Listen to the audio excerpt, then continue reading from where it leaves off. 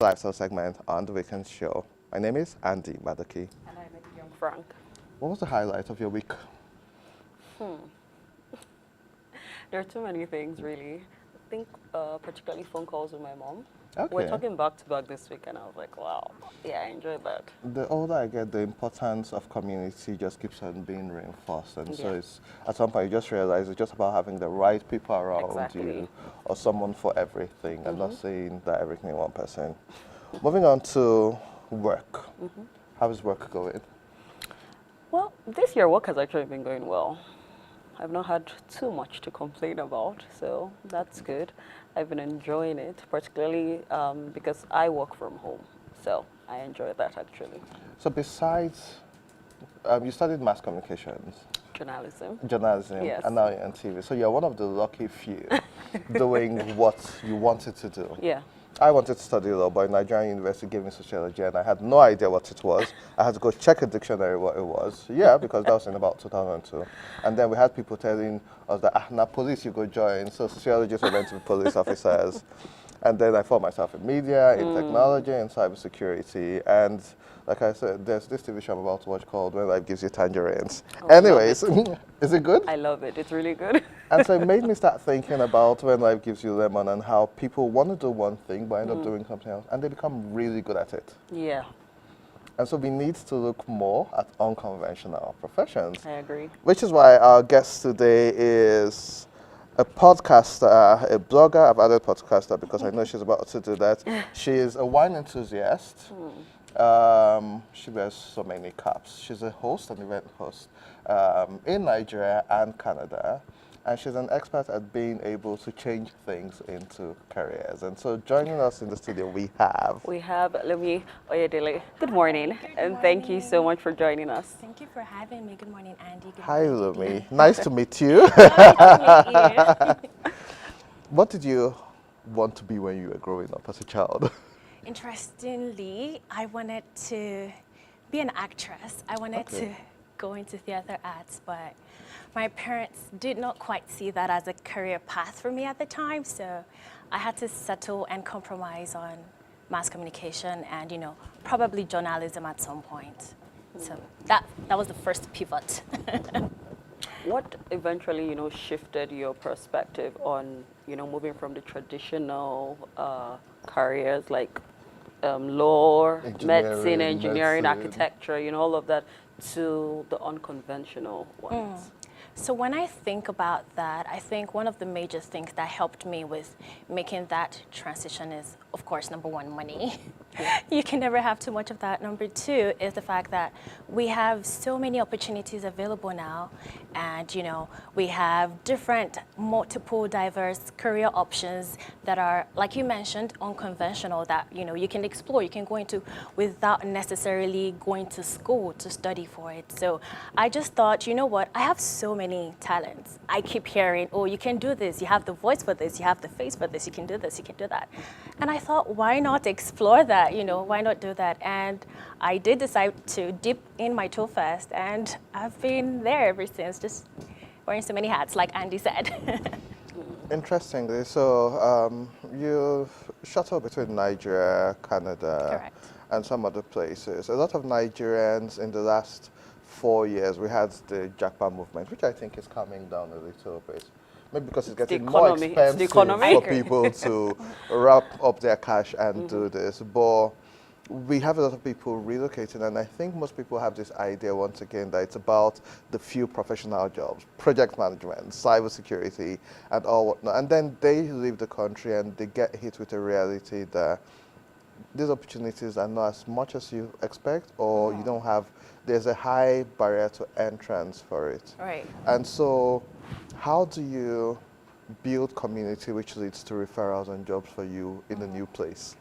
So you touched on something which I would talk on first, is the fact that, there's that notion out there, like you can only go into specific areas, career areas, when you jackpot when you move abroad, like project management, business analysis. While those career options and career paths do exist, I can tell you for a fact they're oversaturated. There are a lot of, there's also unemployment abroad, the same way, we're battling with unemployment here in Nigeria. So I feel like, for you to be able to make a headway to thrive, you have to be able to pivot. You have to be able to explore other options available to you. Make use of, your skill set. Looking words, what skill sets do I have?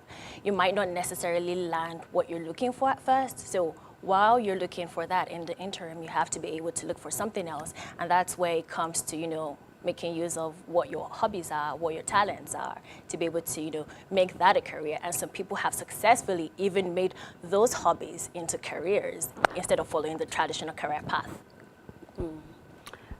There's this thing with young people when they want to follow their passion, they want to pursue, that creative aspect of their lives and all of that. And then with the economy hitting them, it's like, I might as well just go towards financial stability instead of pursuing my passion to the point where I now begin to make money from that. How do we strike a balance between passion and financial stability? Financial stability is always important. And I think that for that, let me use case in point, for people that move abroad first. Most of them usually start with survival roles to, make ends meet, financial obligations, all of that. And then, they also use that opportunity because there's a lot of, talk around certification, having, for example, Canadian experience. So for you to be able to do that, you need to be able to do something in the meantime to gather that experience and, also be able to provide for yourself or maybe your family in this context financially. So I think that, to answer your question, I feel like in order to be able to strike a balance, you need to be able to find, like I mentioned earlier, what your strengths are, what you can monetize in the meantime. For example, we have people that come over there, they don't even bother going into the white collar job, white collar roles. They do hair making, they do, they make clothing, I have a friend that owns a fashion brand. You end up doing something else that is different from what you had set out to do originally because you wanted to follow, something else to make ends meet. Yeah. So I'm a very big advocate of people having some form of structured work experience before getting into entrepreneurship or to their individual businesses or passions which now become business, because working in a structured space teaches you what to do and what not to do within your own space. So I'm 100% about that, and I encourage people, yes, as much as we want to follow our passion, intern somewhere, work somewhere, even if it's for free for 2-3 months. I know it's not easy and nobody wants to hear that, but you need to pay your dues. I agree. And this is contributing to your own self-development. And so when you now get into the space, and this is to both of you, but starting with you, Lumi, you have backgrounds in journalism and all. I realize how wide the spectrum is. So you now have people who are TV hosts, radio hosts, you have people who are event hosts, you have people even in the event spaces that are entertainment hosts. Right. You have the podcasters, you have vloggers, you have food critics, reviewers, and all of that. How do you, especially for you, how did you get into event hosting? And how do you create or pick a niche in that space? Because it's quite wide. And I'll say this because I've been invited to host a brunch party before for some beverage brand. And I'm used to doing corporate events and proper events. I'm not a comedian, so I'm not going to make you laugh. I'm not going to jump on the table and say, hey, and who's your mommy? Like, that's not me. But I liked the money they were paying me, and I did it. I don't think I was my best. I don't think I was the most suitable for that position, but I did. And so how did you get into event hosting? What type of event hosting do you do? And how do you pick a niche for yourself in that space? So for me, I think one thing I did was to listen to people. I will start by saying you're right, you can't just gather experience on the fly. I've been a working professional over the last decade. So I've always, been able to listen to the feedback I would get as to what my key strengths are. I would hear people say, oh, okay, you have the voice for this, you are able to speak in front of an audience. I would be at work and they would tell me, oh, we need you to host this training, we need you to maybe conduct this webinar. From there, I was able to build that skill set, that confidence to be in front of, people. And then I thought, why not just take it a step further? Why not try? I wanted to try. So I started with hosting a friend's son's birthday party. They had a birthday party. And I did that just out of, let me just try my hand, dip my toe into the water, see where it goes. And from there, I started getting referrals like, hey, Lumi, I think you should host this. I would like you to host this. I would like you to host that. And pretty much that's how I found myself in the event hosting space. And I can definitely say I'm loving it. I enjoy what I do. And I'm looking forward to hosting more events. So this question is for both of you. Actually, I would like to hear both your thoughts on it. With the rise of digital skills, as we said, and the non-traditional careers and all of that, do you think formal education is now becoming less important compared to having hands-on skills, having certifications, and all of that? What are your thoughts on that? I'll start. So as a professor and a PhD holder, which Okay. I am, blowing my trumpet, I don't. I think everybody needs basic education up until the end of secondary school level. Okay. However, I feel the curriculum in Nigeria at that level, every child should be taught both science and arts and maybe the social sciences. And so give them a general overview. We spent so many years learning how to calculate the times table and all whatnot because teachers told us you won't always have a calculator with you, but now we have it on our phones, on our watches, and all whatnot. And so at that age where the brain is still forming and people are willing to learn and the brain is like a sponge, especially for children. Yeah. They take and it just retains. I feel so once we do GSSC, just 3, they tell you you're going to arts, science or whatever, which keeps you out of it, excludes you from a field of knowledge which you would have Just known. in a box. Yeah. So it's easier for people who have done core sciences to still come and learn social sciences. Right. Because it's easy, but I know almost nothing about physics, chemistry, biology. At least I do know that. And I remember when I had to do a master's in computer forensics, they had told me, oh, but you don't have a core background in sciences. But I was like, but I've been using computers since I was 10. And I was able to do that because I was able to defend myself. That's the course. But all I needed was a basic knowledge. The reason why I say that is the bulk of work I've done in life, a lot of it has been self-development. Even in secondary schools in Nigeria, a lot of times students were doing well because they were competing against their friends and their peers. Not because it was a standard that had to be achieved, but you go to a good school, it's like, oh, if out of 50 people in the class or 40 people, the average grade is 70%.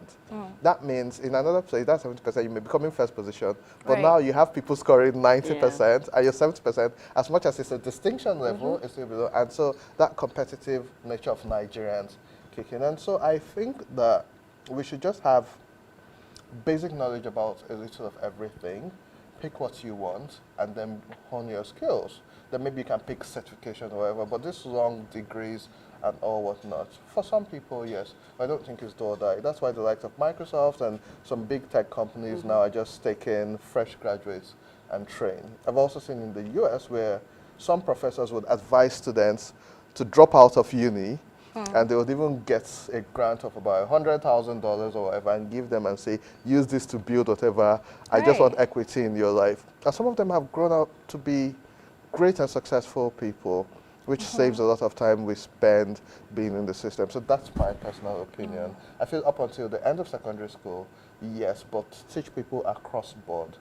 But the whole university dance, for some professional careers, medicine, engineering, law, very important. But there are some other things that, it's like football. A child is great at football. Why force this person to become a doctor? When this person, you can spend time like Tiger Woods, like Beyonce, where they found out this was their talent, like Michael Jackson, and they just Right. trained them for a long time in that space. And they ended up doing well. What are your thoughts? How about you? Donna? So I would say I agree with Andy, and while the importance of education can never be, overstated, I am also of the fact that, we have seen people that did not necessarily they did have, let's say, the ground, the basics of education, but did not go through the full length, like Andy said, do university, go get master's degree, do all of that, and they're doing wonderfully well in their in their fields. So, you know, when you think of such scenarios, it kind of makes you wonder, so what is the essence of all of this? You know, there are times that some of these courses, you end up not using it. It's not really applicable in real life situations or real life scenarios. They're not really applicable. And that is where, you know, being able to like go towards unconventional career paths, that's where it comes in, being able to like learn, being able to open yourself to like new opportunities, new, you know, like you said, self-development, self-improvement. I'm very big on that, being able to, you know, improve on yourself, improve on your skill sets. For example, I have a family member who he did study medicine. He works, you know, he's a manager at a bank now, and he's doing wonderfully well for himself. He's in advertising. He's doing amazing, you know, campaigns for the organization he's working for. And that doesn't mean, you know, that knowledge he learned as a medical student, you know, looking towards being a doctor, it doesn't mean it's gone to waste, but he just found something else he was passionate about. And he decided to like build on it, invest in himself, develop in himself, and to something that he was more passionate about. So, yeah. So before we let you go, one, how can people find out about you and more about your work? And secondly, what advice do you have to give to Nigerian parents? You look at that camera, then what for you here? Nigerian parents. Because most times you're advising the young people When you were putting- saying, I was people going to say putting Nigerian us- parents would be totally against what you Yes, were and saying. so they'll be totally against me. Please, children, go Oh, to Lord. school, follow education. I have agree. a BSc, Master's, PhD. I went to school. Yeah. I think you should. However, there are other opportunities. So please speak to Hold on, parents. before you throw me to Nigerian parents, I would also like to state that I have, you know, I have my bachelor's, I have a master's degree, I have a lot of certifications. So please, kids, stay in school, go to Yes. school. However, what did you ask me prior to that? About letting children follow their dreams and identifying the talents Yeah. at an early age to hone, as opposed to just Yeah. throwing them in a box. Yeah, I think it's important to let your kids, you can tell, like I said, you know, you have to be able to look, watch, listen, see what they're passionate about, what they're interested in. Look at, you know, for example, let's say the subjects they gravitate towards. We have kids that are, you know, they have their strengths in like social sciences, or they have their strengths in sciences. Does not necessarily mean that is the career path that they're going to do in life. For example, a kid might be wonderful at physics and chemistry, but, you know, probably enjoys dancing, probably enjoys arts and crafts, something like that. That doesn't mean you should, you know, kind of not acknowledge that aspect of them, that social side to them. Let them explore, let them develop, let them be able to express themselves and figure out what is it they want. You don't have to necessarily say, oh, I think we've also gone past the era of, oh, you have to be a doctor, lawyer, you know, engineer. We've gone past that era. You know, life has moved forward from that. So let kids explore, let them figure out what it is they want to do, and they always will land on their feet once they're able to do that. I think a good middle ground, because it's very easy for things to be taken out of context. People should follow education, Right. but also allow people to follow their passions. Sometimes from a place of privilege, but you know, the extra time kids have to play football, to learn an instrument, to learn an extra language. Yeah. If you see they've got strength in it, let the kids, because I have a nephew who I think is 4, and he'll be 5 this year, and I saw him over the break, and I told him XYZ plus XYZ, I mentioned it. And you know what this kid did? He didn't add the numbers. He multiplied 2 different numbers, got the figures, and told me this is the answer. And I was like, if I was adding maybe 7 plus 5, in my head I'll say 7, take 3, complete it to 10, then there's 2, there's 12. Yeah. But what he just multiplied 2 different numbers, and it was a high number. I got the answer, and I was like, now this is where people are different, because I wouldn't have done that. I would have opened my phone and just, and but which means he has strength in numbers and Right. something, and that's something his parents have noticed and take advantage of. And so what I'm just trying to say is that as much as we push for education, 2 weeks ago we were talking about the marathon and education. So we always do talk about education on this show, but also pay attention to the extra talents and skills your kids have and Right. encourage them. You don't know if that's what's going to make them billionaires and whatever, and that'll take care of you. You don't know that would be your retirement fund. Exactly. I agree with what you said about, you know, Look at about, no, because I'm a success story with that. I used to ace chemistry, physics, biology, all of that, but I was a news person, like press club Right. person. That was where I thrived. That's why I enjoyed, you know, doing everything I was doing.